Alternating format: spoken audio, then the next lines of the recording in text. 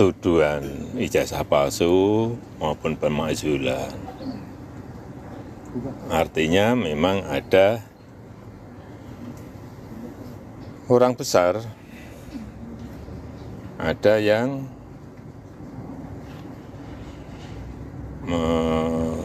backup.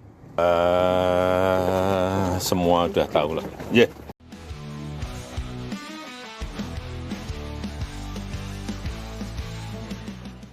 Assalamualaikum warahmatullahi wabarakatuh. Waalaikumsalam warahmatullahi wabarakatuh. Welcome to Susna 2J Channel.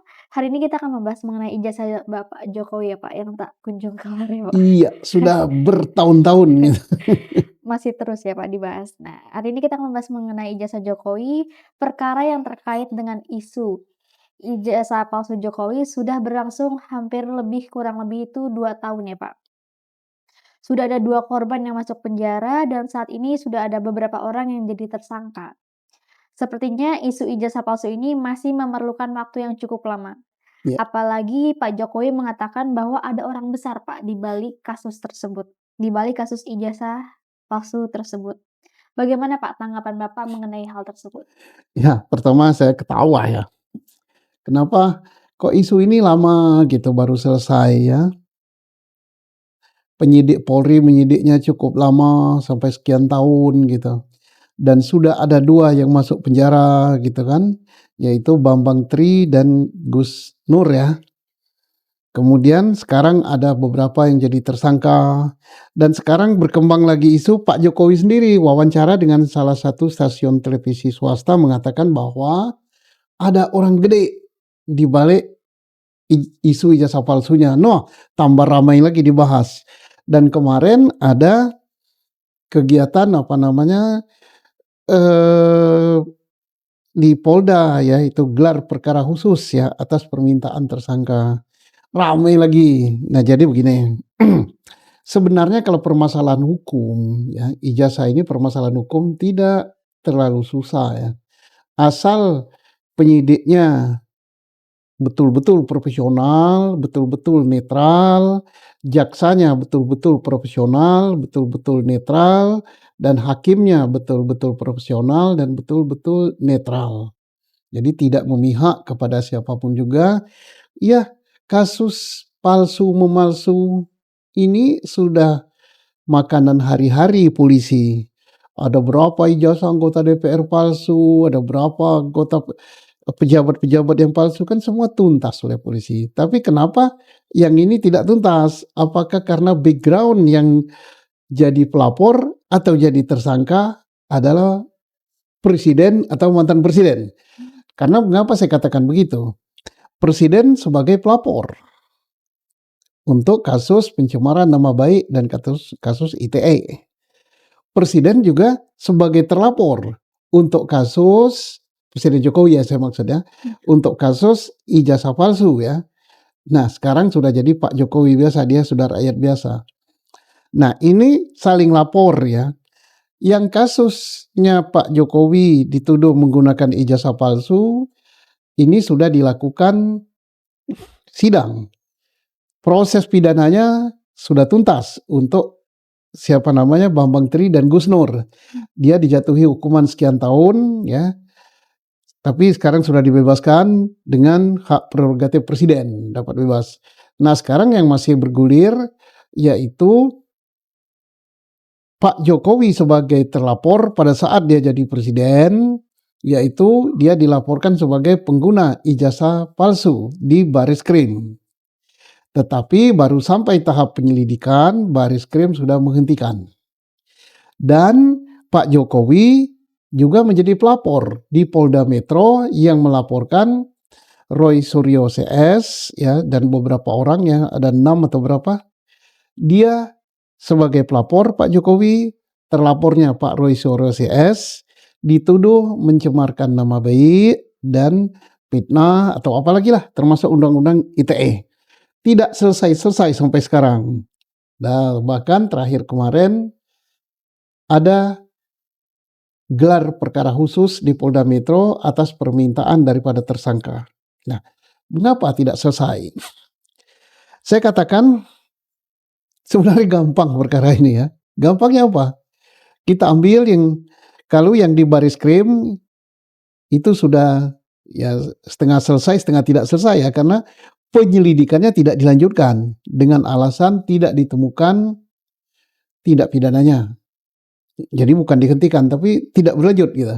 Nah sekarang yang di Polda Metro penyelidikan ditingkatkan menjadi penyidikan dengan ada sekian orang tersangka. Mengapa susah? Nah susahnya karena ribut gitu. Ributnya apa? Perkara pokoknya itu adalah dugaan pemalsuan ijazah atau tidak sahnya ijazah Pak Jokowi. Itu kata Pak Roy Suryo CS, kata Dr. Tifa, kata Rismon.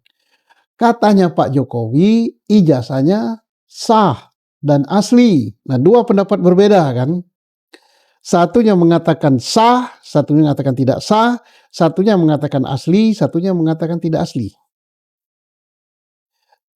Ribut ini. Yang diributkan itu satu bendanya, ijazah. Siapa yang mengeluarkan ijazah itu adalah UGM, Universitas Gadjah Mada, karena Pak Jokowi adalah mengaku alumni Universitas Gadjah Mada, Fakultas Kehutanan, masuk tahun 80, tamat tahun 85. Katanya Pak Rismon CS, oh tidak, ijazah itu tidak benar atau tidak sah. Mengapa tidak sah? Karena untuk mendapatkan ijazah itu Pak Jokowi tidak memenuhi syaratnya, baik perkuliahan, baik nilai, baik skripsi, baik KKN dan sebagainya dan sebagainya. Dan ijazah itu dikatakan Pak Rismon CS itu tidak benar, itu palsu. Capnya beda, fotonya beda, tanda tangannya beda dan lain sebagainya. Ini kata sini. Kata yang di sini Pak Jokowi bersama UGM, oh tidak, semua sah, semua saya penuhi ini. Nah, karena dua pendapat yang berbeda, sebenarnya menyelesaikannya gampang. Ya. Maaf, ini terserah para pendengar. Mau nuduh saya pihak sini terserah, mau nuduh saya pihak sini terserah. Saya bicara sesuai dengan ilmu dan kemampuan yang saya miliki ya sebagai penyidik ya. Saya berbicara sebagai penyidik, tidak ada unsur politiknya. Mengapa mudah?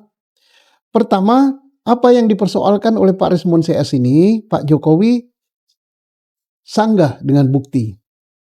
Oh ijazah saya asli. Kalau soal capnya itu berbeda menurutmu, dijelaskan aja. Pak Jokowi jelaskan, UGM jelaskan. Kalau soal tanda tangannya berbeda, maka pembandingnya ini jelaskan juga.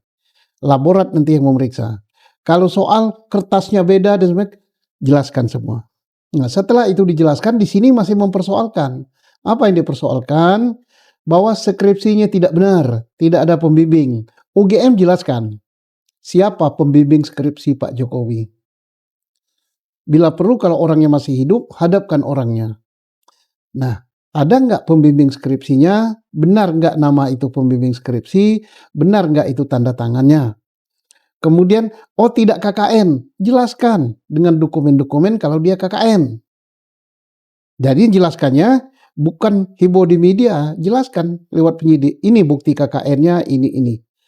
Kalau misalnya dikatakan IP-nya tidak memenuhi syarat, jelaskan juga. UGM yang berhak menjelaskan, sini jelaskan. Masih ribut. Nah, apa alat bukti yang disampaikan oleh Pak Jokowi bersama Pak UGM sama nggak dengan di sini? Di sini harus membuktikan bahwa itu palsu. Di sini harus membuktikan bahwa ini benar. Diadu dua alat bukti ini. Masih juga meragukan beberapa ahli hukum, termasuk saya berpendapat ya sudah bawa ke pengadilan untuk mengatakan ijazah ini sah atau tidak, asli apa tidak, karena ini adalah produk dari pejabat tata usaha negara diserahkan kepada peradilan tata usaha negara. Ada yang mengatakan wah kadaluarsa, wah ini, wah itu. Ya dicoba dulu saja. Nah itu tentang persoalan ini. Tapi apa dalil dalil yang dibantah itu tidak perlu dikatakan. Dan tidak boleh penyidik mengatakan, wah ini penelitian yang dilakukan oleh pihak sini salah, yang benar penelitian dari pihak sini. Enggak boleh. Penelitian itu adalah soal akademis. Penyidik tidak berenang mengatakan penelitian ini benar, penelitian ini salah. Kemudian lagi apa yang dipersoalkan? Nah, di sini mengatakan jumlah saksi yang kami periksa sudah 100 sekian, alat buktinya 700 sekian. Tidak perlu dikatakan sekian ratus, sekian ini, ahli sekian. Yang penting alat bukti yang ini bisa mementahkan alat bukti yang ini. Demikian sebaliknya, kalau ini kuat mengatakan itu palsu, alat bukti yang ini bisa mementahkan pendapat yang ini. Kalau kesimpulannya mana? Kalau ternyata alat buktinya Pak Jokowi bisa dibentangkan oleh alat buktinya ini, berarti ijazah itu palsu. Kalau palsu berarti Pak Jokowi bisa kena pemalsuan.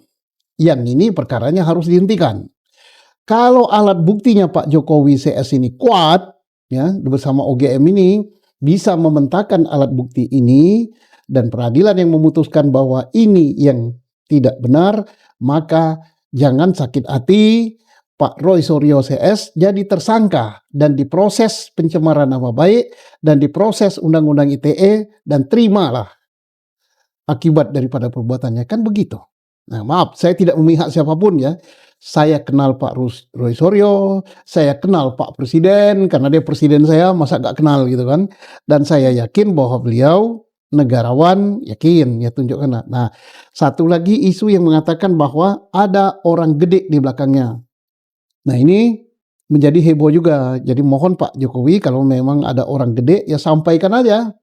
Siapa orang gede di belakang itu? Bila perlu kalau memang orang gede ini yang ngadu domba, yang membuat gaduh biar diproses oleh penyidik, oleh Polri.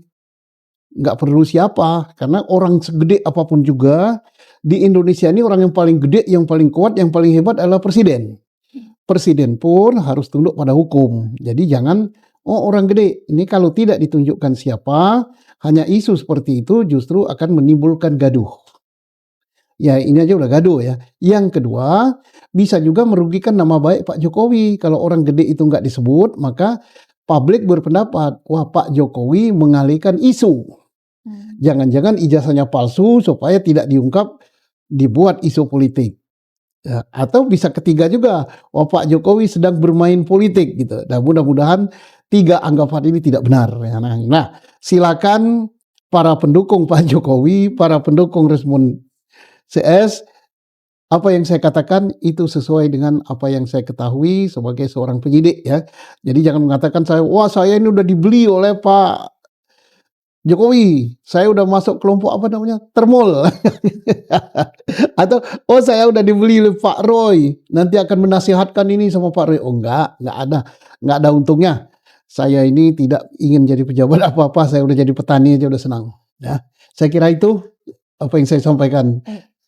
Baik Pak, terima kasih atas pembicaraan hari ini mengenai jasa Jokowi ya Pak ya.